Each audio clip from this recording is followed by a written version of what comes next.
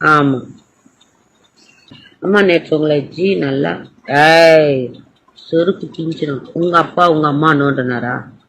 அதை நீ பாத்தியா? ஒளிஞ்சிருந்து பாத்தியா?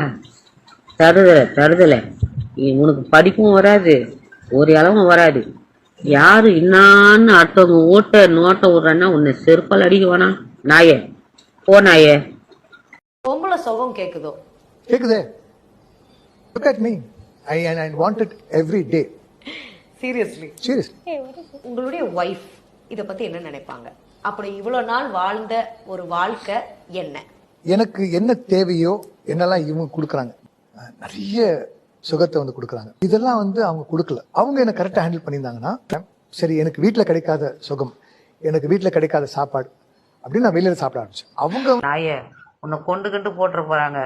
இந்த விஷயம் மட்டும் நாளைக்கு நான் அழகா சொல்லிடுவேன். சொன்னேன்னு வச்சுக்கோ, உன்னை தூக்கி போட்டு மெதி உன் கொட்டையை எடுத்துருவானுங்க, 2 கொட்டையை. அதனால பார்த்து வாயை மூடிக்கிட்டு போ, கொட்டை இல்லாத நாயை. ஏச்ச பாரு நாய் ஏச்சி. ஒரு படிச்ச நாயா இருந்தா நீ இந்த மாதிரி பேச மாட்ட. படிக்காத நாய் தெரு பொறுக்கிங்க தான். அம்மா பஷீர் உங்களே. ஏய் ஏண்டா நல்லா தானடா போகுது, படா வச்சிருக்காரா? இது ரொம்ப அவசியம். என்ன வச்சிருக்கானா? இல்ல அது எங்க வீட்டுக்காரர் தான் வச்சிருக்காரு. எதுக்குடா உனக்கு தீவாயா? படா தீயா துர்காங்க. எதுக்கு நான் பேசணும்? ஐயோ வேணவே வேணாம், அது சவகாசமே எனக்கு வேணாம். என் பிள்ளைங்க தாங்க எனக்கு முக்கியம், என் ரசிகர்கள் தான் முக்கியம்.